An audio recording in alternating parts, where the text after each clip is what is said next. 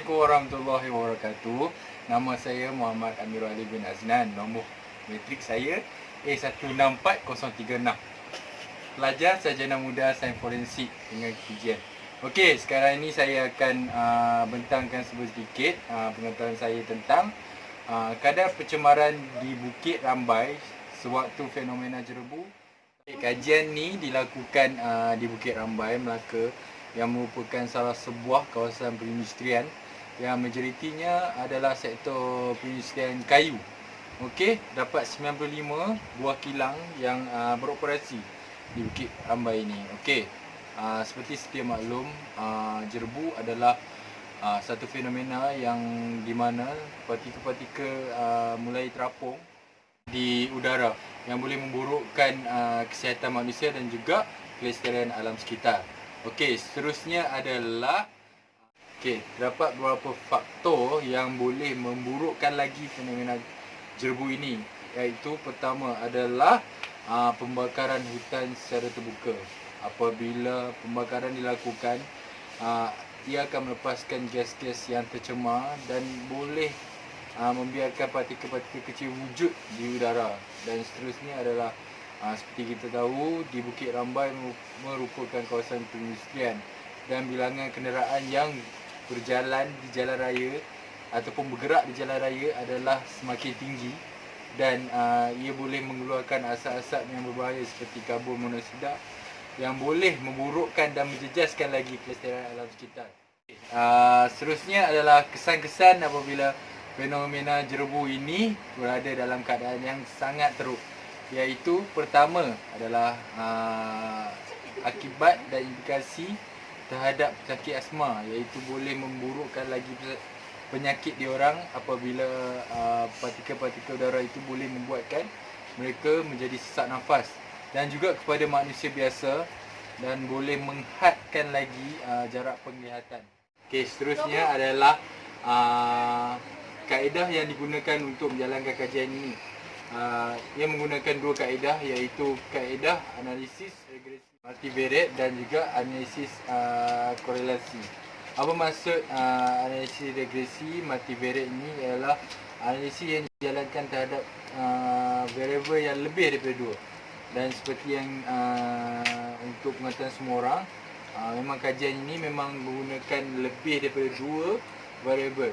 Okey, dan seterusnya adalah analisis korelasi, bila untuk usaha untuk menghubungkan dan mencari hubung kait di antara variabel tersebut. Contohnya, apa hubungan di antara parameter cuaca dan juga bahan pencemar udara. Okey, dan seterusnya adalah dapatan ataupun hasil yang kajian ini dapat. Okey, yang pertama ialah kajian ini mengukur kepekatan PM10, iaitu zarah-zarah yang kurang daripada 10 mikron, iaitu kajian menunjukkan bahawa kepekatan PM10 ini adalah tertinggi di bulan Februari dengan 125 mikrogram per meter kuasa 3, iaitu sangat tinggi dan boleh menjejaskan kesihatan manusia. Dan seterusnya, ia mencatatkan kepekatan yang rendah pada bulan Disember. Dan seterusnya adalah bahan pencemar yang kedua, iaitu karbon monoksida, dan memang yang tertinggi pada bulan Ogos, Julai dan juga Jun, iaitu di bulan 2.134 ppm, dan pada bulan Julai ialah 1.129 ppm, dan seterusnya pada bulan Jun 123 ppm, dan kepekatan 1.123 ppm, dan juga karbon monoksida ini ditunjukkan kepekatan yang rendah pada bulan Januari, iaitu sebanyak 0.327 ppm. Terusnya adalah SO2, iaitu bahan pencemar yang terdapat di Bukit Rambai juga, dan penganalisis kajian ini dapat mengenal pasti bahan pencemar ini yang tertinggi pada bulan Januari dan Februari, dan hampir sama dengan keputusan kajian PM10, iaitu tinggi dengan 0.014 dan ppm untuk bagi bulan Januari dan juga bagi bulan Februari adalah 0.012 ppm. Okey, bahan pencemar ini dicatatkan rendah pada bulan Disember dan juga November, iaitu sama yang sebanyak 0.003 ppm. Okey, seterusnya selain daripada bahan pencemar, parameter cuaca juga dikaji, iaitu ada 3 parameter cuaca yang dikaji. Pertama adalah matahari, iaitu ditunjukkan tinggi pada awal bulan, namun penerimaan matahari, sinaran matahari mula turun pada hujung bulan. Okey, penerimaan matahari ini adalah penting dan ia sangat mempengaruhi kepekatan bahan pencemar, sebab apabila penerimaan matahari tinggi dan kawasan mulai jadi kering, dan ia boleh menjerumus dan boleh menggalakkan fenomena jerbu ini berlaku. Okey, seterusnya adalah hujan. Okey, kadar hujan. Okey, seperti yang kita tahu, untuk sedia maklum, bila kadar hujan ini tinggi dan bahan pencemar udara akan menurun. Okey, dan penerimaan hujan di Bukit Rambai tercatat tinggi pada bulan Ogos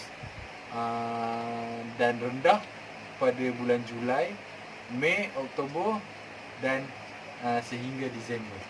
Okey, seterusnya angin.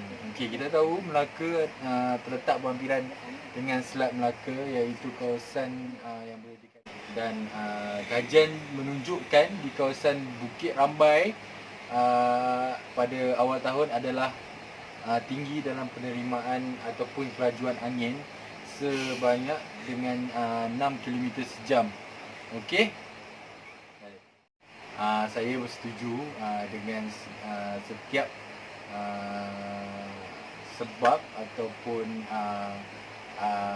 alasan yang diberikan oleh penganalisis untuk setiap kajian hasil ataupun hasil dapatan yang dia telah kemukakan, kerana di situ dia telah kemukakan bahawa setiap daripada parameter cuaca dan juga bahan pencemar ada hubung kaitnya. Contohnya adalah dari segi yang saya cakap tadi, iaitu hujan, matahari dan juga angin.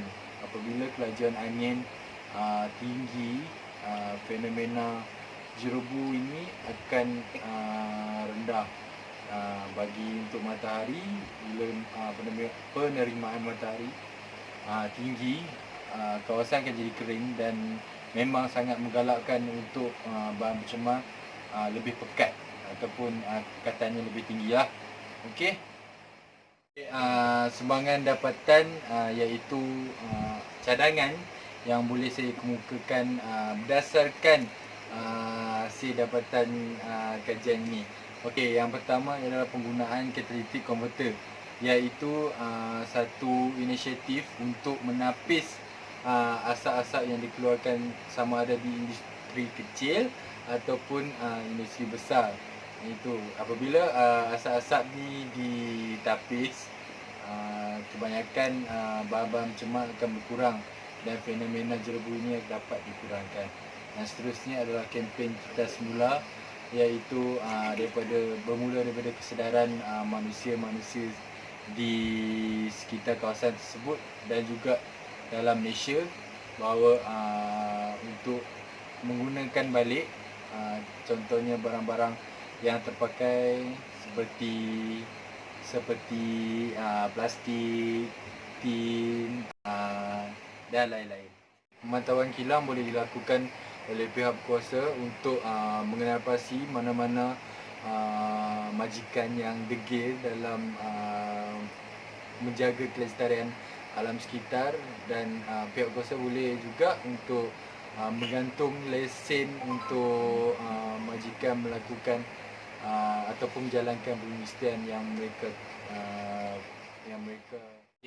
penggantungan lesen kepada majikan yang degil juga boleh dilakukan ataupun dijalankan kerana mereka tidak langsung berusaha untuk menjaga kelestarian alam sekitar di Malaysia. Okey, seterusnya adalah penggunaan wet scrubber, iaitu satu inisiatif yang digunakan untuk menyerap skala gas untuk bahan pencemar udara dan sesuai untuk digunakan oleh industri kecil dan juga industri besar. Okey, dan akhir sekali adalah pengasingan elektrostatik, iaitu pengasingan untuk udara untuk kita asingkan bahan pencemar dan juga partikel udara yang lain. Okey.